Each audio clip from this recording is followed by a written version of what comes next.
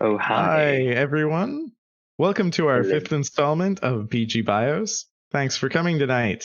I'm Caleb. Hello, My name hello. is Duban in the Discord. It's King Nerd Boy in the chat, if I happen to talk on Twitch, and I'll be your host this evening. We've started BG Bios with a Meet the Mods series, and tonight we're going to be chatting with another one of our server moderators. If you have any questions during the interview, put them in the chat, and I'll add them in when I can. Let's get into it.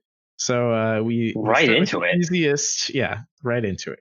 We start with the easiest stuff. What are your name and pronouns?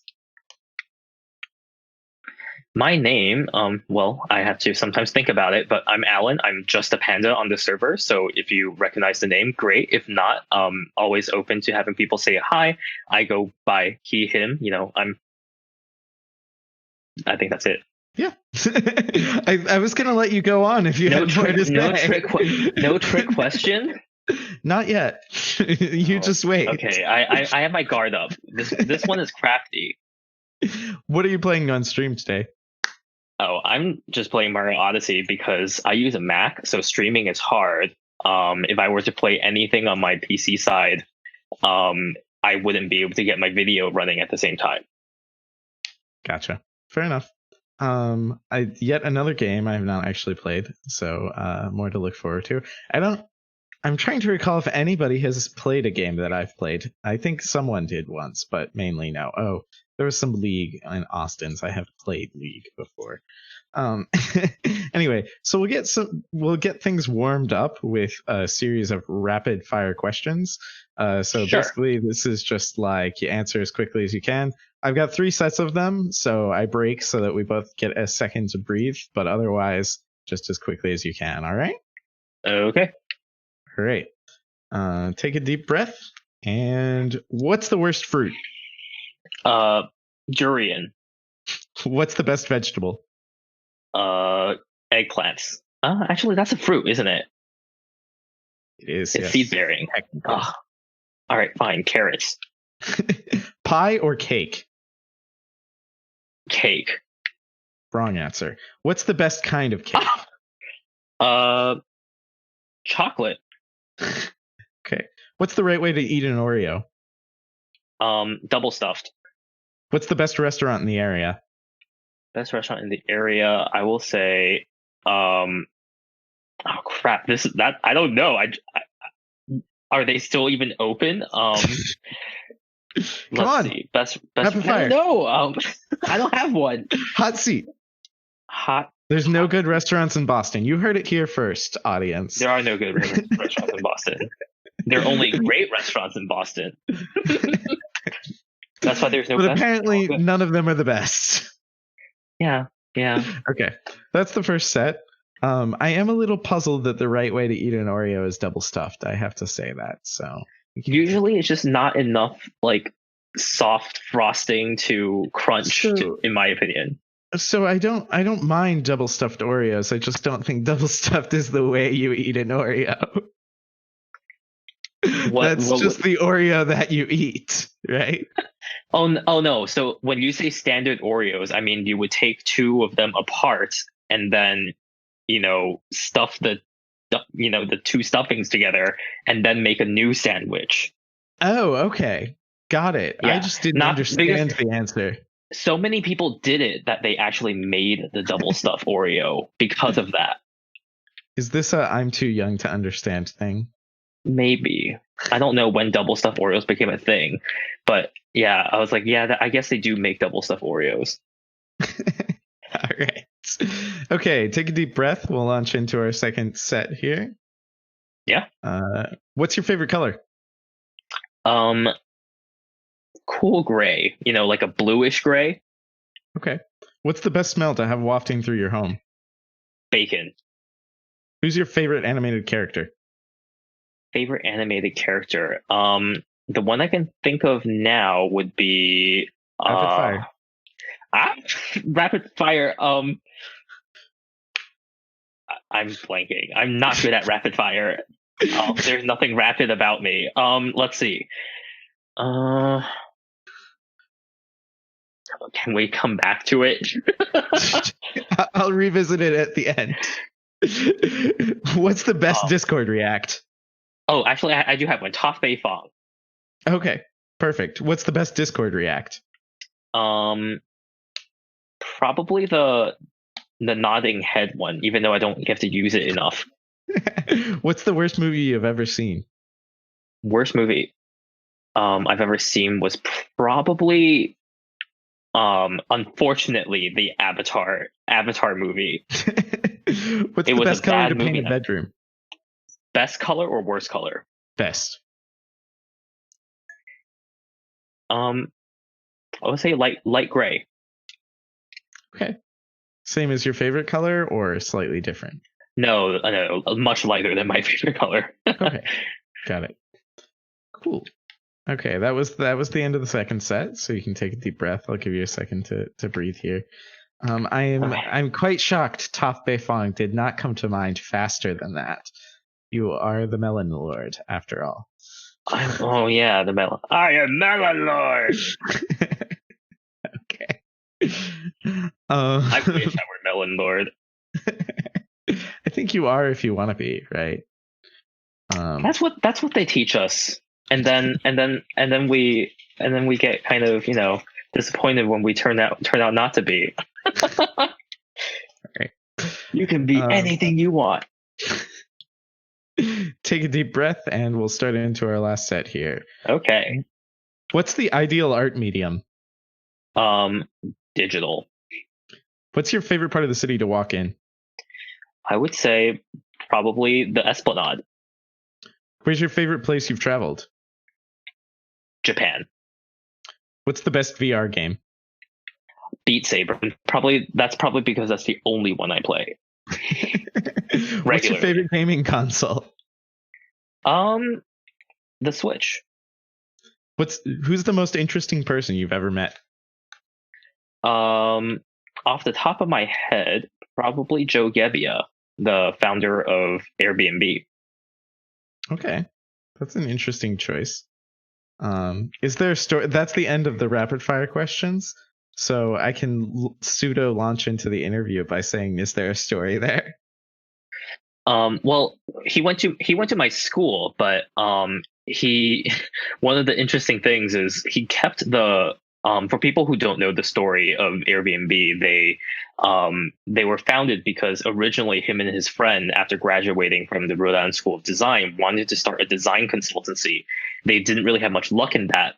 But they were kind of positioned in San Francisco near a place where they usually hold a lot of design conferences. So friends from their old friends from RISD came by, and they would kind of like inflate like an air mattress for them to stay. Poor people trying to find a place to crash in San Francisco. Broke art school grads. So that kind of just inspired them to do that business. But this person brought his air mattress onto stage when he came to welcome. They hire a speaker, and he happened to be the speaker the year I started at RISD. So yeah, no, I saw the original mattress that inspired his billion-dollar business. Things begin in weird ways, I suppose. It really does.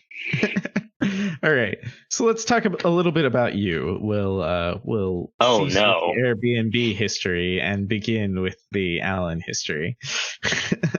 Oh boy. Where were you born, and where did you grow up? So I like to say I was made in Taiwan and assembled in the US because I was born in Taipei, but I basically grew up in New Jersey. Okay. When was the move? As a baby or later? I was 5. So pretty early on. I've been back for a while since, but it's the only reason I still know how to speak Mandarin. Okay, fair enough. Who all was in your household growing up? It was just my mom, my sister, and my dad. None of my extended family are in the States, and that's still true today. Got it. So Thanksgivings are very small. That's reasonable. Are you older or younger than your sister? Just one sibling? Yes, just my sister. I'm 4 years older than her. Okay, so you're the oldest. That Yep. that does not surprise me somehow. Um, what's your family Why? like? Why does that not? Why does that not I'll surprise leave you? that to your imagination. This is your Okay. interview, Okay. not mine. Oh, damn it. Don't try to flip the bill on me. I No, asked I the know. question. I know it won't work. Whatever. How would you describe your family to people who don't know them? What are they People like? who don't know them, they were very not accustomed to American culture. Okay. Can you elaborate on that?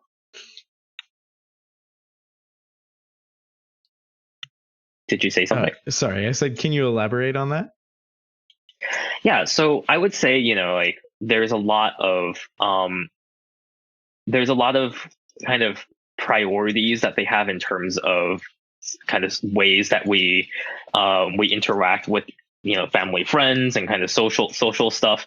So for example, they there was there was this one time they kind of asked repeatedly asked me like, can you tell your friends to like take their shoes off when they were in our house? And I was just kind of like, that people don't do that here. Like, I've never had to do that when I go to anyone else's house. And then she just starts like yelling. My mom just starts like yelling at me. She's like, this is this is super disrespectful. Like, how can you do that? It's for a pair of shoes, and it was my job to vacuum afterwards anyways. Gotcha. Okay. What's your sister like? Your sister must have been like very, if she's 4 years younger, she must have been very young for the move to New Jersey, right? Yeah, so she was in many ways my parents kind of thought of her as like the good luck charm because, she was born and not so shortly afterwards, we my dad got the opportunity with his work to come to America. That's kind of why we came here. It wasn't supposed to be a long-term move. It was just supposed to be for a couple months. And my mom kind of saw that as an opportunity to kind of say like, yeah, I want to stay, like I don't want to be in Taiwan anymore. And that's my sister has always been kind of, their the baby girl. Sure. She always got everything she wanted. But she also doesn't ask for a lot. So That's fair. What is she like? So we've heard a little bit about the parents. What's the yeah, sister like? so she is in some ways kind of my polar opposite. She's very quiet, she's very shy. Um, and but she's also, much more meticulous than I am about very specific details. Like I can get very particular about certain things, but for her, she's very, let's say, structured. Spontaneity isn't really a thing. Gotcha. Interesting. Um, where did you go to school? Was it all in the same place in New Jersey, or was there some moving around there? Or what was the deal?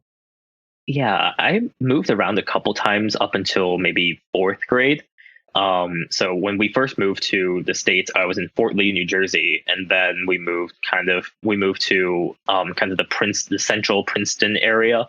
And within there, we moved a couple times, but we didn't really leave the school district. It's just that because the school had many districts, every time we moved, I'd end up in a different kind of section of the district. So then all my friends who stayed in their sections were not going to the same school as me anymore. For example, like usually you're supposed to be going to middle school with the same people you go to elementary school with, and then we'll move between elementary and middle school, and then be going to a different middle school, even though we're kind of in the same neighborhood.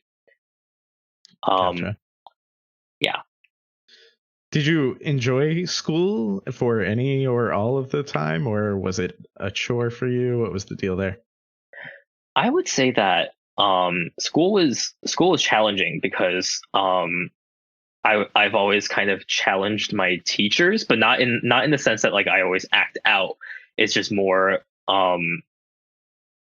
I don't really do anything that they ask me to do unless I see a good reason or if I can benefit from it immediately. And that included things like homework. So my teachers would, when we first got, for example, digital grading systems in school, and that transition happened, teachers would assign homework that had to be graded in like it had to be when they input their grades, it has to be an integer, so you can't do decimals. And homework assignments are always 2 points. So I would always answer about, three quarter, like just over, about three quarters of the assignment, and just leave the other 25% undone. So it was kind of infuriating for them because I didn't deserve complete credit, but they had to give it to me. Interesting. So you gamed the system. I guess I'm always looking for ways to do that. I don't think that's changed too much. I feel like I'm a little more reasonable about it today, but yeah, less restraint for sure. What did you do after school? You already mentioned RISD, so I think you went. Did you go there immediately after high school, or was there a Yeah. gap? No, I started RISD directly after high school, even though up until a couple of months before the end of high school that I wasn't certain whether or not that was going to happen. Gotcha. So what was your time in college like? What did that look like for you? I would say that a lot of people say college is like the best time of their lives, and I think as a high schooler that gives you kind of something to look forward to. Um, and it was definitely a fantastic time because I went to art school, so it's not your like traditional college, right? Like you go to school with with a bunch of people who in their high schools, I would say, like, I don't like to typecast people, but they tended to be a little bit kind of on the shyer side. They're usually a lot of them were kind of the outcasts, and to see these people kind of change from the people who always kind of internalize the perception that the people around them thought they were weird, and kind of bring that into their art and see like everyone develop their styles over the 4 years. It was a really cool experience. Gotcha. Did you make a lot of friends there? Is that like um Yeah. So the Brilliant School of Design is kind of like one of those institutions where a lot of people come from all over the world.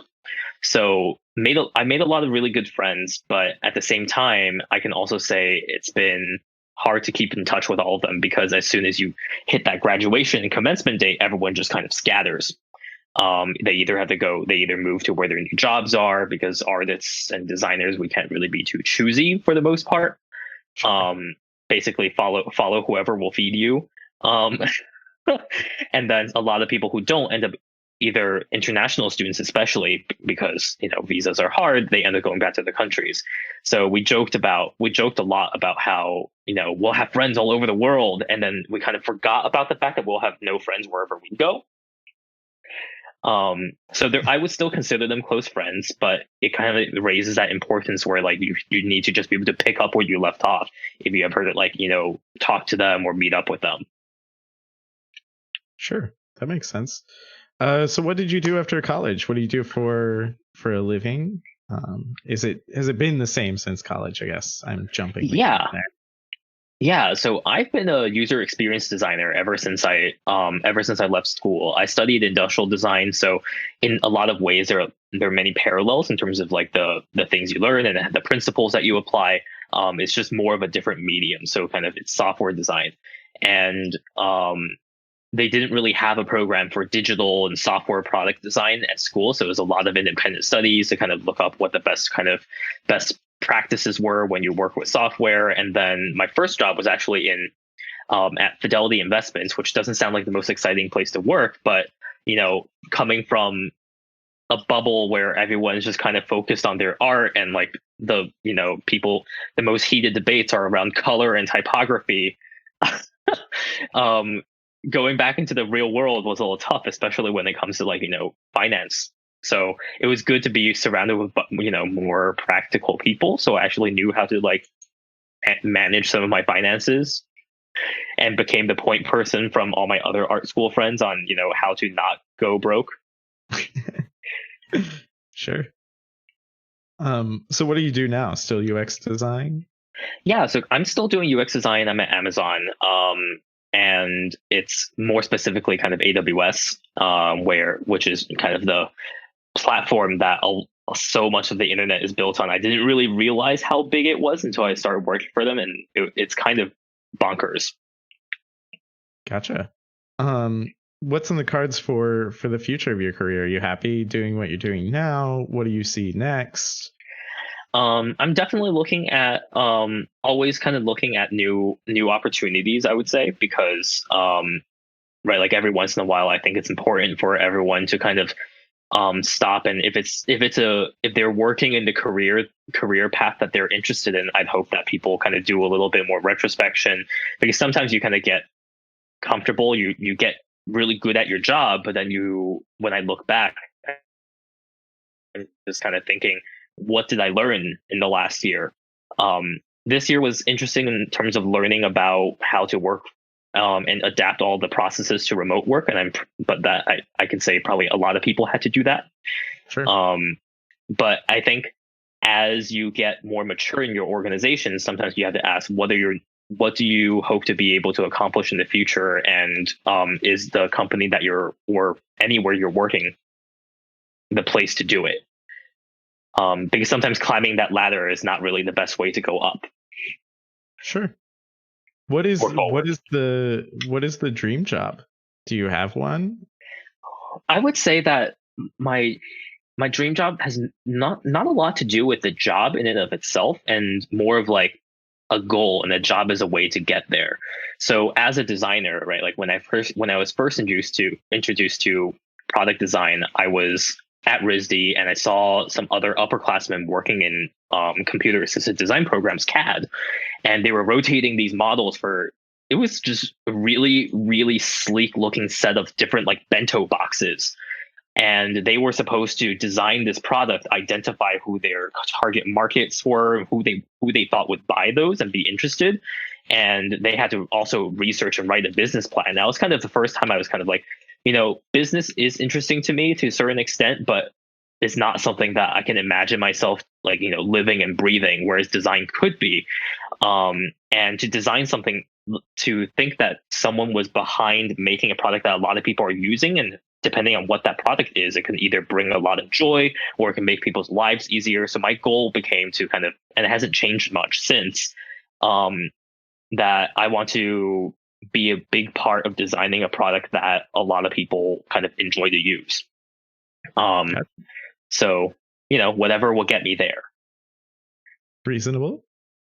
So I can move on to some questions about generally who you are now. What are Sure. some of the pieces of your identity that are most important to you? How do you think you might describe yourself to a trustworthy stranger? Those are kind of the same questions, but sometimes one will hit better for a person. Um, I'm the one true panda, and I know that if anyone, if anyone is Everything just got listening, controversial. it will be very Black it controversial out. very fast. Shut down the whole. Go ahead. Sorry. No.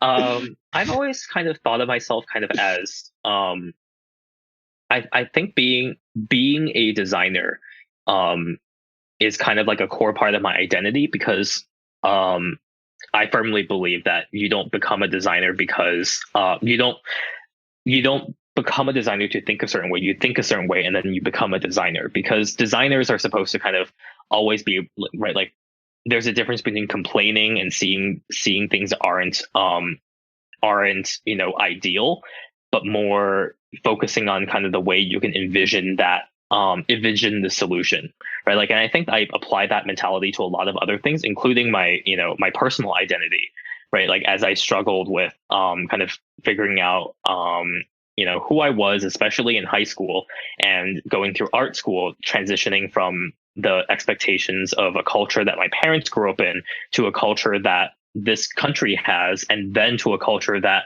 is kind of even more kind of a niche than even the kind of typical day to day that I see, because I still kind of identify us, kind of my design friends, to be a little bit quirkier than the average folk, you know.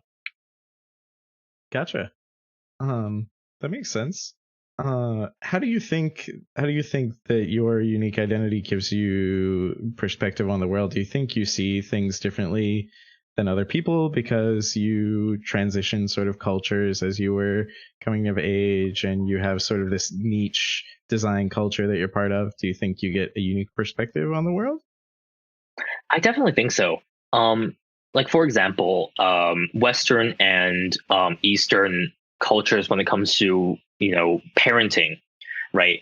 Um, I have seen my friends kind of at home when we're hanging out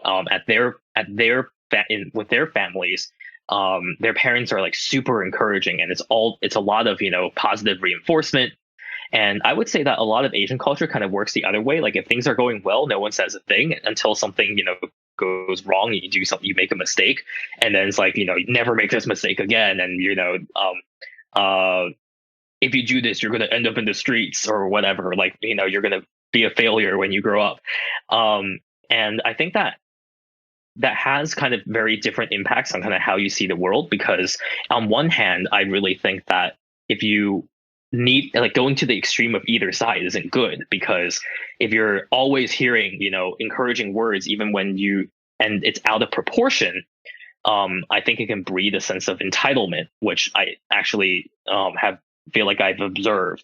But then on the other hand, right, like for my personal growth, it was a really big journey to kind of get away from the thinking that like if I don't do X, Y, and Z, I'm just going to be perceived as a total failure in life by everyone around me, because that's kind of the way that I was trained to grow, trained to think about kind of anything I even bother trying to set my mind to. And there's things that aren't optional. You have to set your mind to it. So it's very much about kind of how you look at both yourself and your role around others. Because in Asia, it's not very hard to get people to wear masks, because everyone encourages you to think about the community more. It's very community driven and focused. Whereas here, like we're much more individualistic. So, like personal freedoms and that kind of stuff, like I can see the breeding grounds for that in the way that families raise, their kids. Gotcha. That makes good sense. It's a bit of a pivot, but on the same topic. Do you think that you've had experiences where you've been excluded or where it's been harder to fit in community because of who you were?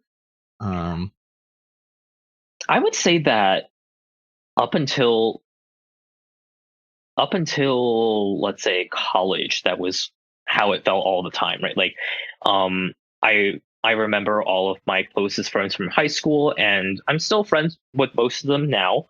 And I think that they're still very cool people.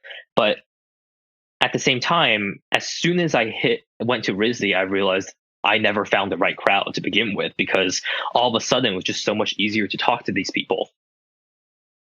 They shared a lot of them also shared that kind of feeling that we didn't quite fit in with our kind of classmates growing up. But because we liked certain things, we preferred art, which isn't like very heavily emphasized in our culture growing up, right? Like there's arts and crafts, but like no one is encouraged to think about that more seriously. And for the people that spent so much time kind of thinking about it, I would be drawing so much and doodling when I'm with my friends, because they'll be talking either about sports or some other thing that a lot of people in high school care about that I didn't, and I would just kind of acknowledge it. But to not feel the pressure to have to do that was very liberating. I mean, granted, I also came out my first year in college, so there was a lot of things that kind of like felt like taking shackles off. But I also wouldn't be surprised if that's really just a general kind of coming to age kind of thing that people experience, no matter who you are. sure. So that leads perfectly into my next question, because I like to ask people if they have sort of a formal coming out. So what did that look like for you? You said it was during your first year of college? So I came out to everyone my first year of college, but I actually came out to my parents first.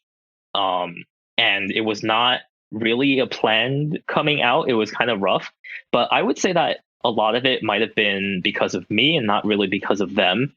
Um, it was right, like when I mentioned, straying from the path, right? Like if life were a game and my chosen race was Asian, then the classes available to me in life were like engineer, accountant, business, doctor, or lawyer. Like I had five classes I could be in my apparently in my programming, and going to art school really wasn't even like a consideration. Like as soon as I said I was interested in it, they would try to shut me down. And that was kind of, in many ways, that felt like kind of my first coming out, like telling them that I wanted to do X, Y, and Z with my life. Forget about like who I felt attracted to and that kind of stuff. I didn't even really think about that because most of my high school was kind of dominated by, you need to like think about your life going forward, like what is your career, and then me hiding the fact that I actually want to do something more artistically inclined. I want to either be a choir director or an illustrator working at Pixar. Like those were the two things I wanted to do at the time. um and when I got into RISD, it was great, and we had a huge argument about my future and where it's going to go. And there was just one point where I think my that argument got pretty heated, and my mom was just like, like your entire life has just been one disappointment after another. And I was just like, well, here's one more. um and and That's a then way to do it. yeah, it is a way to do it. And then I stormed out, and I kind of shut them out of my life, because at the end of that conversation, it was pretty clear to me that they weren't willing to pay for me to go to RISD. So I was just kind of like, like they've always been telling me that, like, I'm their responsibility. Like they care so much only because I live under them. So it's like it wasn't, you know um it's very rare to hear like a parent from an Eastern family say like "I love you" to your kids. And for the longest time, even until very recently, it was really awkward for me. Like, for example, to end the call with my mom and say like "love you," right? Like, which seems like commonplace to a lot of other, a lot of other families I've seen. And that because of that, I was just kind of like, oh well, if this is it, like, I just assumed they were going to, be like, yeah, that was it, bye.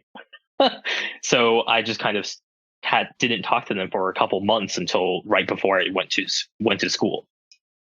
Gotcha.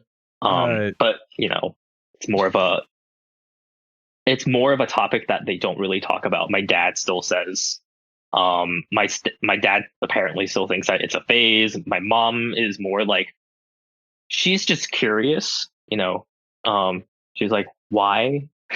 She still asks, but she doesn't really care at the same time. gotcha. Um, so what was the next phase of coming out? So phase one, parents. What did it look like after that? So phase one, parents, and then phase two, like kind of friends in high school. So a couple of them knew. My choir director knew. That was pretty straightforward because after coming out with my parents, I was just kind of like, um, I was a little desperate for a little emotional support. Um, so I was at that point just kind of like, you know what, um, might as well take the risk. I don't remember it being that problematic because all my friends were, very cool with it. And going into RISD, I was just kind of like, well, it's art school. If there's one place where this would be okay, it's here. And I was right. There wasn't too much to go by there. Fair enough. Okay. Uh,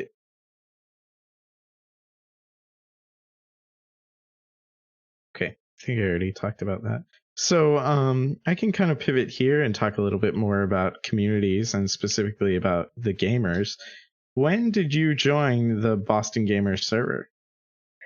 Yeah. So I actually joined. I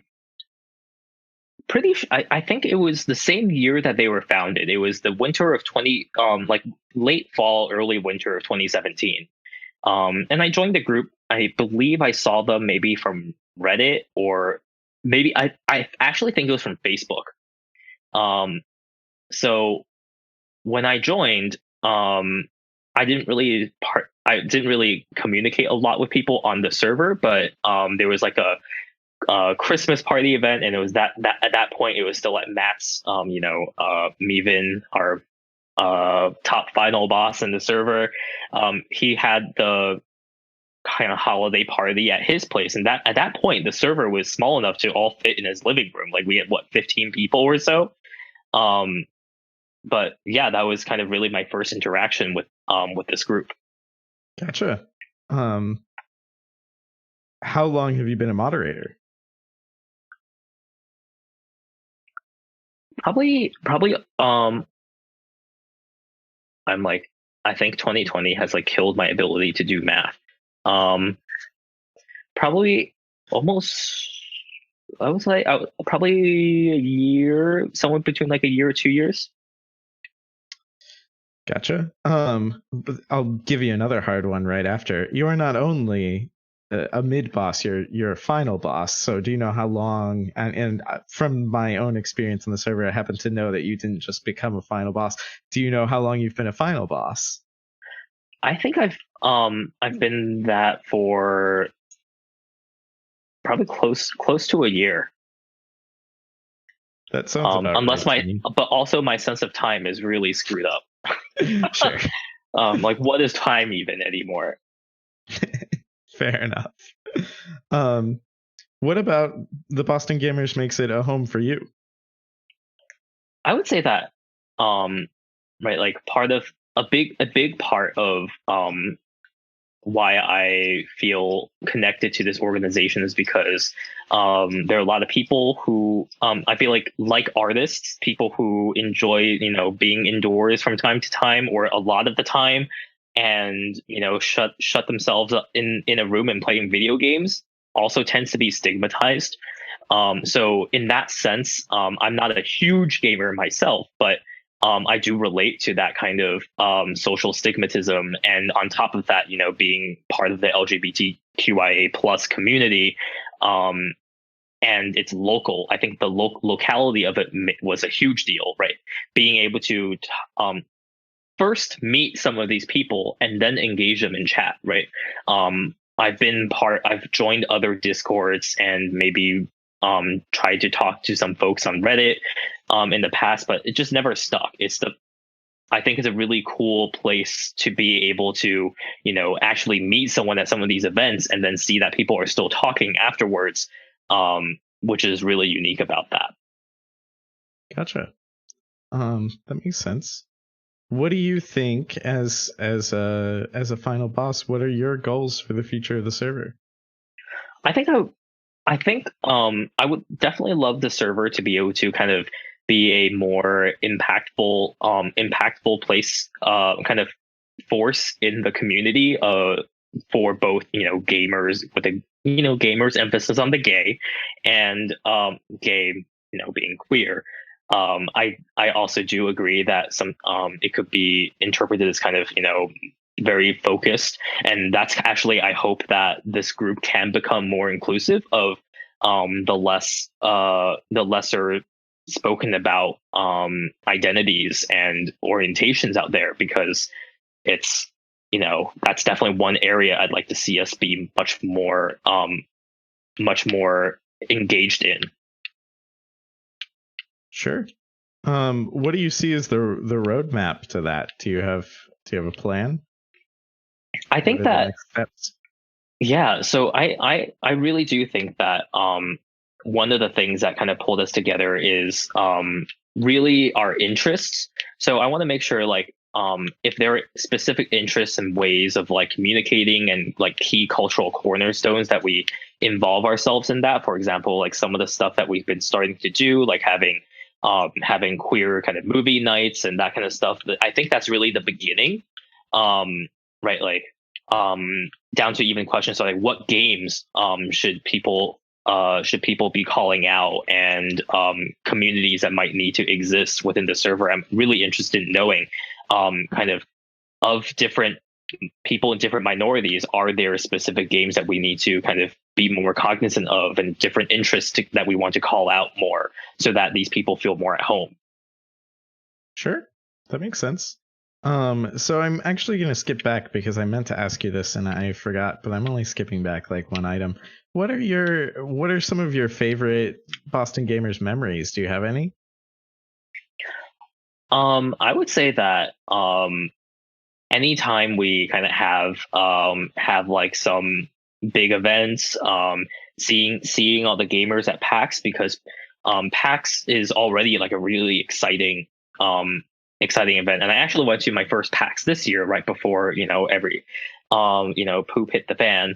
Um, and it's just really awesome to be able to see all of these people come together and kind of finally, for some people, like, you see that these are people that are talking on the server, and sometimes people are on the server for quite a while before they even meet any of these other community members in person. And to see them kind of slowly kind of open up, it's just really a really powerful kind of observation, and kind of a feeling that you get where, like, this community is like helping and being a part of them. Everyone is like involved in that, right? As you watch these people go from, like, oh, like, hi, I'm this person on the server, to actually getting like excited about the games that they're playing in these like kind of larger events, I think is kind of really amazing to see. That's awesome. Um, so let's pivot again and talk a little bit about your interests before we close things out here. So, what are some of your hobbies? Tell me what you do with your spare time. Um, I do a lot of kind of just doodling. I have an iPad with a stylus. So when I'm not kind of working, I do a lot of kind of just like random sketching. I usually don't finish a lot of the drawings. It's more just kind of keeping my drawing skills loose. Like practicing some line work, by drawing little bits and pieces that happen through the day, almost like a visual journal. I also like kind of like animation. So um I actually realized that I'm not good at animating, but I really appreciate the art form. So whenever my friends who were animation majors in school kind of discover this like new animation shorts or whatever, they'll send them my way, and so just a nice way to kind of take my mind off of other things I'm doing during the day. Sure. Do you have sort of like favorite subjects when you're drawing? You said you'll draw scenes from the day, like a visual journal. Is there anything else? Is it usually that? What do you come So back to? a lot of times there'll be kind of scenes of stuff during the day, but I also kind of like still embrace my roots and what I study at school as an industrial designer. So a lot of times I'll have like random ideas, like sometimes it'll kind of segue into that, because it'll be like um I'll pick up a product or sit in a chair that's like super uncomfortable, and I'll be like, how would this be built better? And I'll kind of draft out a version of that specific object and how it could be improved, right? Like, um, for example, like for you know, like handheld vacuums, for how do you store this stuff in like city living when you have smaller living spaces. Um, so it's kind of like designing different ways that you can wall mount these, or different ways that these filters could be more kind of more detachable, and um, ways to incorporate the trash can into it. There was this one concept where you can kind of sweep, like, if it's really hard to get the last bit of dust off the ground trying to use like a broom and dustpan. There is this one trash can that, like, really simple idea, just kind of blew my mind a little bit, where it had a vacuum that basically sucks everything up into the trash can from the base. So you just kind of sweep all of the stuff over to the trash can, and it kind of takes care of the rest. So just like little things like that, that kind of excite me. Gotcha. That's pretty cool. Um, what sort of media have you been watching in these days of lockdown? What do you watch TV, movies, neither? Yeah. So I've been watching things like uh what was the um why do I blank on these things when right when I'm about to say it? I'm probably not a very good streamer because I lose my train of thought when I'm, trying to do something. Um, I feel like I rewatch the Avatar series like once a year. I'm currently watching The Mandalorian. Um, and what else have I watched recently? It was one of the newer shows on Netflix. Yeah, the most recent thing I watched was the second season for Umbrella Academy. Gotcha. It is dangerous in a conversation with me to tell me that you're watching The Mandalorian, because I am like want to go on a rant about how you should watch Clone Wars and Rebels so that you can better enjoy The Mandalorian, but I won't give you that since we're on stream. But you just did. No, I didn't. There's more to it. Have no fear.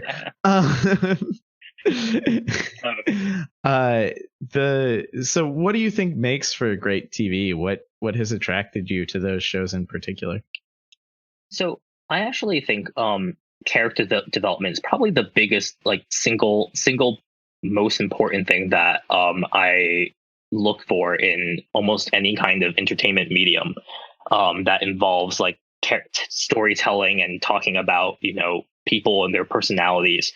And that's kind of one of the reasons why the horror genre doesn't really stick with me, because um, you know, I bet there are like really good horror films out there, but sometimes I'm just kind of like, why would you like? What are the motivations of these people to kind of do some of the things that kind of push them into dicey situations? Um, so it has to be kind of one of the things that has to be kind of believable for me is like, why does someone do anything they do when in a series, right? Like, what is motivating them? And it's really interesting to see kind of those elements um being called out, and to see them evolve, especially for things like TV series, to see kind of characters change and having their motivations challenged. Gotcha. Fair enough. What have you been playing? What video games are on register for you? Yeah, so I know how you feel about Teamfight Tactics. I recently just started playing it. About, let's say, a month, almost 2 months ago, they just released the new set, and originally I was going to try to play that tonight for the very first time, but I could barely play a game with two controls right now on while being able to talk. So, an entire new set of new champions and mechanics and all that stuff probably wasn't the game that I was going to put on stream. Otherwise, you just be staring at me glazed over right here See, with more dribble. if you had done that though, Synergistic Kyle would have shown up and given you good advice in the chat. So there's a Oh no, he would have come here and probably owned my butt. well, Because I am nowhere near as good as he is, as I've seen on the server.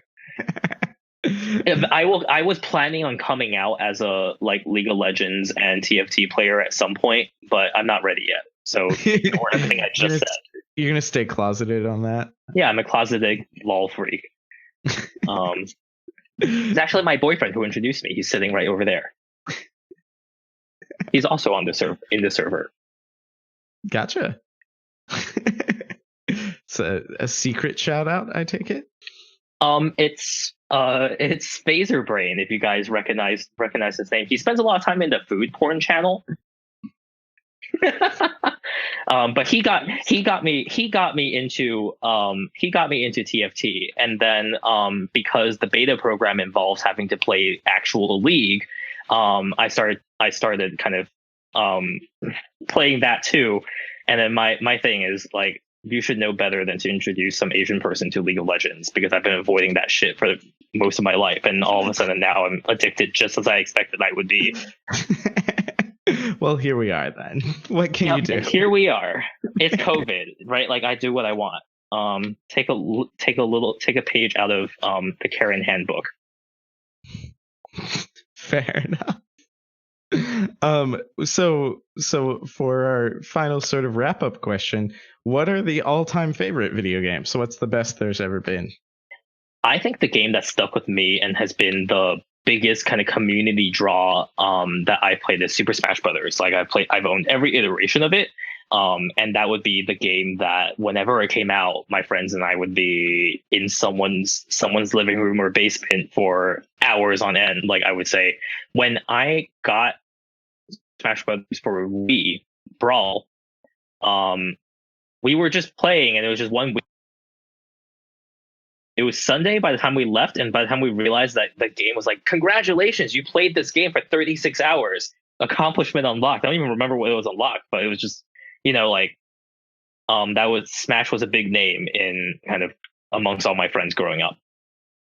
Sure. What does it take to make a game great? What are the elements you go in looking for? I think mechanics are a huge thing, right? Graphics are always nice. But in certain ways, I like playing games where they kind of try to take like a different mechanic. For example, I wasn't a huge fan of the way Splatoon looked when I first saw it, and I was very kind of hesitant to get it. But then when I actually played it, I realized I really enjoyed this idea of kind of like claiming your territory with the paint.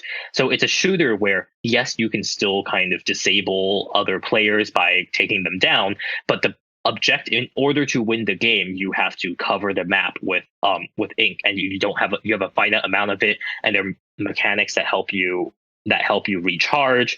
So it's that kind of stuff, or a lot of Mario games actually, because people can say on the surface they're all just platformers, but it's almost like Nintendo's like sandbox for experimenting with different ways to interact with the character and worlds that they have. Gotcha. Perfect. All right, so I think we will pivot into the wrap up there. Cool. We've hit just about an hour here, so as always, I have my litany of thank yous I have to hand out, and first and foremost belongs to you, Alan. Thank you for talking to me this evening. I know it's not the easiest thing in the world to subject yourself to someone asking you prying questions about your life for an hour in front of an audience, so I appreciate it. And then second, I believe, as always, is Zach/Hednisk, who runs the tech for this whole thing and makes it magic and seem like everything is going perfectly, even when it's not. And I have an infinite amount of appreciation for that. Oni is my editor. Oni actually didn't get to edit this one because I have been so busy. I was like hastily putting it together in the last few hours, but lots of the questions come sort of from standard bios, and Oni has always been kind enough to edit for me. I say every time, and I'll say this time, there's no better editor that I know of than Oni, so I'm lucky every time they're willing to do edits for me. I also want to thank just all of the mod team and event planners who let me pitch this this insane talk show podcast Twitch stream idea and supported me in making it happen. I'm glad to bring it. It's a lot of fun. And last but not least, I believe I didn't actually make a list this time, so I risk offending someone by forgetting them. So let's hope I haven't done that. But last but not least, perhaps the most importantly, thank you to all our viewers for coming. We really appreciate it. Thank you for keeping chat active. Even when I don't call it out, if it doesn't make sense to say, I read the entire chat, and that definitely gives me sort of fuel to keep energetic on the stream, and I really, really appreciate it. So thank you for being engaged and chatting with us this evening. That is all I have. Do you have final words for our audience, Alan?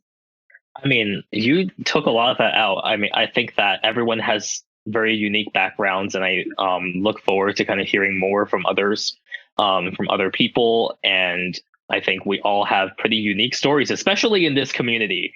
So definitely thank you for both participating and hopefully in the future participate as audience, and then also maybe as a interviewee at some point. I know you have things that you are interested in doing with the rest of the community too. So I'm looking forward to that. All right, everybody stay tuned. He's teasing all of the future, so I appreciate that. All right, with that, everyone have a great night, stay safe, and we'll see you again in a couple of weeks. Thanks, everyone.